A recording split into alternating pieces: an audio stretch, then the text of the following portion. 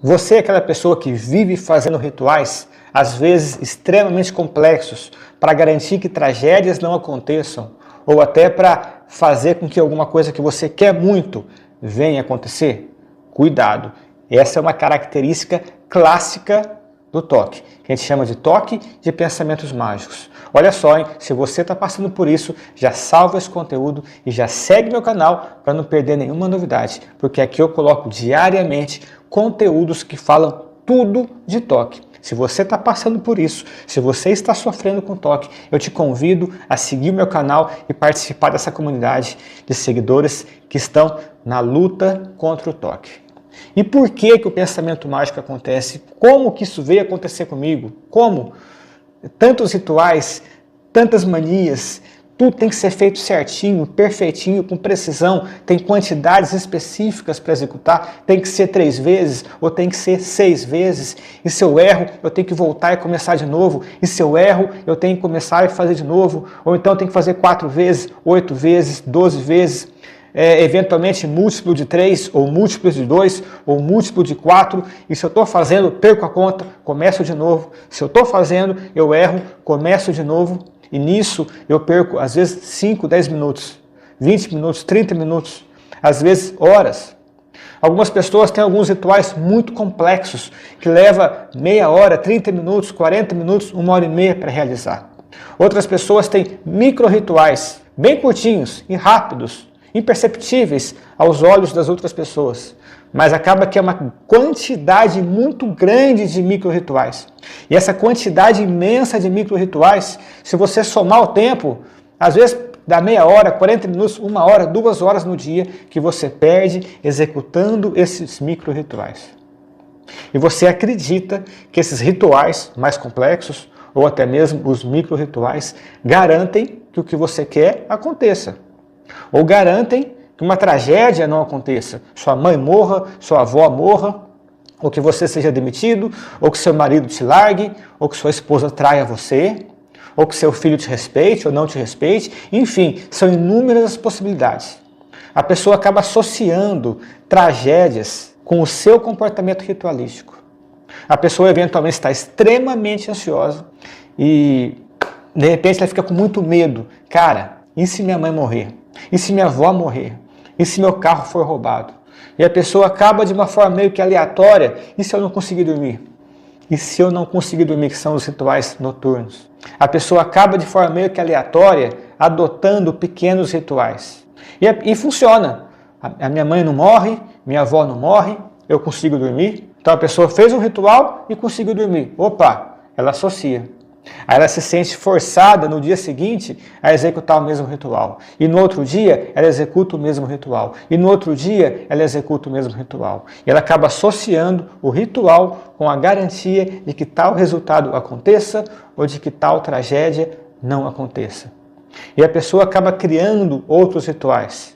E outros rituais. E outros rituais. Aí se a tragédia não acontece, está feita a associação.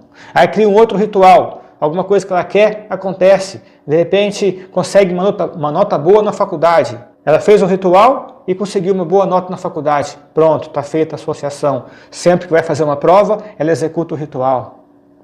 Ela, de repente, foi conhecer uma pessoa nova no barzinho, um paquera. E ela fica muito nervosa, ela fica muito ansiosa, muito angustiada. Será que vai dar certo? Será que ele vai gostar de mim? Será que ela vai me achar bonito? E ela acaba de forma meio que aleatória executando alguns rituais. E vai lá, conhece a pessoa, dá certo. Está feita a associação. Toda vez que for conhecer uma pessoa diferente, ou toda vez que for fazer algo importante, o ritual é necessário. A pessoa sente uma necessidade de repetir aquele ritual. Toda vez que você vai fazer uma prova, por exemplo, ela faz aquele ritual. Toda vez que vai sair de casa, faz o ritual. Toda vez antes de dormir, outro ritual. Às vezes rituais complexos, às vezes micro-rituais. E aí ela consegue dormir, está feita a consolidação do ritual. Consegue nota boa na prova, consolida o ritual. Se dá bem com o parceiro ou com a parceira, consolida o ritual. E ela começa a executar essas práticas ritualísticas de forma sistemática, de forma complexa, de forma regrada, com repetições exatas, tem que ser sempre daquele jeito. E a pessoa embarca nesses comportamentos ritualísticos que geram muito sofrimento e muita ansiedade. Primeiro porque você consome muito tempo, meia hora, 1 hora, 2 horas, todos os dias, já gera sofrimento. Segundo que se você não faz o ritual, você fica extremamente ansioso, extremamente angustiado e com a sensação de que vai passar o resto da vida ansioso por causa daquele dia ou daquela hora ou daquele momento que você não fez o ritual. Por causa de não ter feito o ritual, você tem a sensação que vai passar o resto da vida ansioso. Porque você não fez o ritual, você tem a sensação que uma tragédia vai acontecer. Então você perde tempo, isso gera sofrimento. A própria execução do ritual, que às vezes é extremamente complexa e repetitiva, executar o ritual também é algo que gera ansiedade. Então você fica ansioso pelo próprio processo de execução dos rituais. Você fica ansioso pelo tempo que você perde. Você fica com medo, angustiado e ansioso também quando não faz o ritual. Quer dizer, gera muito sofrimento, você perde muito tempo. E aí você tem muito medo, muita ansiedade e não consegue sair dessa. Você até sabe, racionalmente, você sabe que os rituais são desnecessários. Mas você sente que eles são necessários e fundamentais. E não só isso. Além de você sentir que o ritual é necessário para garantir que o resultado esperado aconteça, ou para evitar que tragédias aconteçam, além de você ter essa sensação, às vezes você tem a sensação, mas a sensação de necessidade talvez não seja tão forte, mas o medo de passar o resto da vida ansioso, porque você não executou o ritual, acaba te forçando a fazer o ritual, porque cara, eu quero ficar em paz, eu quero me livrar da ansiedade, eu quero me livrar desse medo, eu quero me livrar dessa angústia. Então eu faço qualquer coisa para me livrar dessa ansiedade. Eu faço qualquer ritual para me livrar da ansiedade. Eu faço qualquer ritual para me livrar da angústia. Eu repito quantas vezes for necessário. Eu faço com a complexidade que for. Eu faço qualquer coisa. Eu estou tão desesperado, estou tão ansioso, eu estou tão angustiado que eu faço o que for necessário para aliviar a ansiedade. E geralmente quando você faz o ritual, o alívio de curto prazo acontece. Claro que acontece. Ufa, fiz. Conferi a porta. Ufa, fiz. Arrumei o tapete. Ufa, fiz. Arrumei a cama com pensamento bom. Ufa, fiz. Tá feito. O alívio de curto prazo acontece. Só que você fica viciado nesse comportamento em troca de alívios de curto prazo. E você passa o resto da vida fazendo rituais em troca desse alívio de curto prazo. Acontece que a própria execução do ritual sinaliza para seu subconsciente de que essa execução é necessária, de que isso é importante.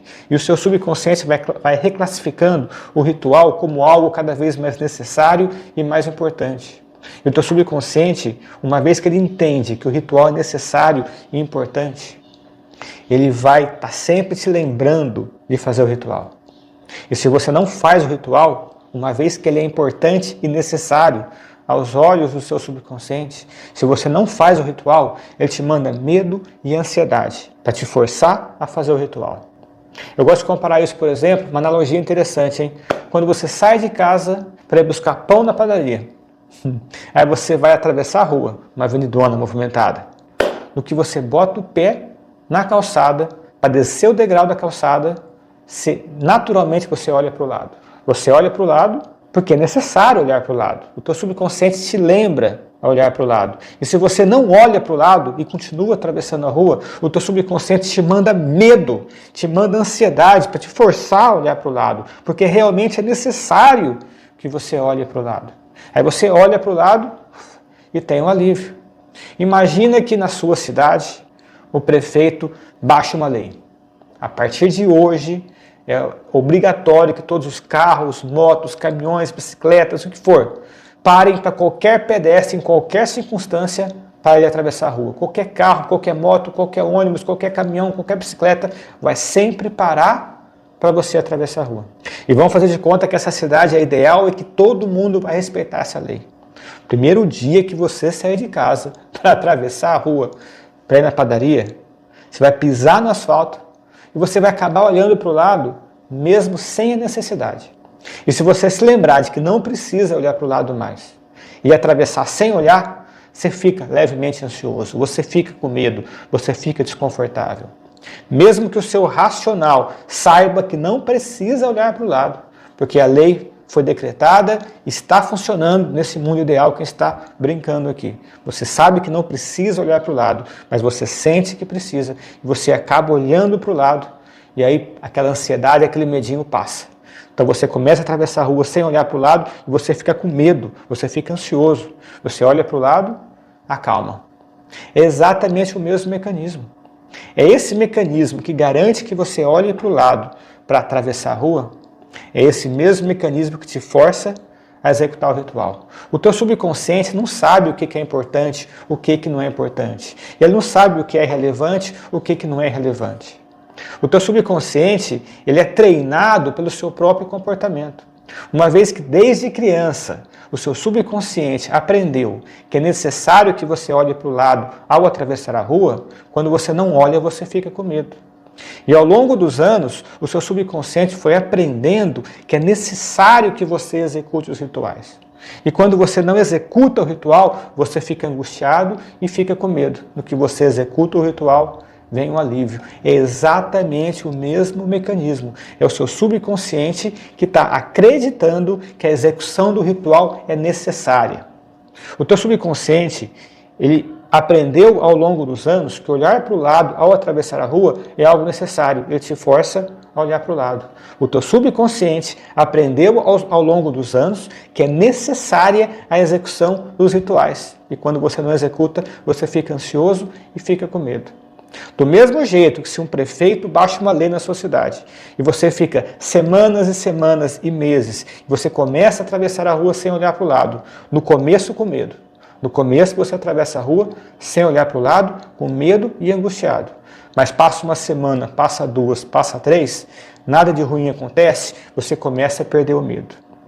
Depois de um mês ou dois ou três, você vai atravessar a rua que você não vai nem lembrar que antigamente você olhava para o lado. O mecanismo que o desconsidera é exatamente o mesmo. Quando você desconsidera os impulsos, o medo e a ansiedade que te forçam a executar o ritual, ao longo de semanas e meses, você vai perdendo o medo de não executar os rituais. Aquilo vai perdendo relevância e importância aos olhos do seu subconsciente. E à medida que vai perdendo importância e relevância, vai ficando cada vez mais fácil desconsiderar. E lá na frente, depois de alguns meses, esses rituais perdem toda a relevância. Do mesmo jeito que depois de meses atravessando a rua sem olhar para o lado, você nem lembra mais que um dia olhou, praticando o desconsidera diante dos rituais, depois de alguns meses você nem lembra mais dos impulsos. Os impulsos viram pó. E você se torna uma pessoa absolutamente livre dos impulsos para a execução do ritual. É muito desafiador você atravessar uma avenida movimentadíssima sem olhar para o lado, mesmo sabendo que não precisa. É muito desafiador você não executar um ritual, mesmo sabendo que não precisa. Mas ao longo de semanas e meses, se você mantém consistência em desconsiderar os impulsos para executar o ritual, em desconsiderar o medo e a ansiedade, esse medo vira pó, a ansiedade desaparece e os rituais desaparecem. E a superação desse tema, chamado pensamentos mágicos, eu garanto para você, desaparece. Gostou desse conteúdo? Se você está sofrendo com toque de pensamentos mágicos, já deixa aqui nos comentários. Os pensamentos mágicos são os mais variados e diversos. Coloca aqui qual é o seu pensamento mágico. Coloca aqui qual o ritual que você executa para anular ou para cancelar a tragédia que possa vir a acontecer. Coloca aqui, vamos compartilhar para que as pessoas saibam que não estão sozinhas.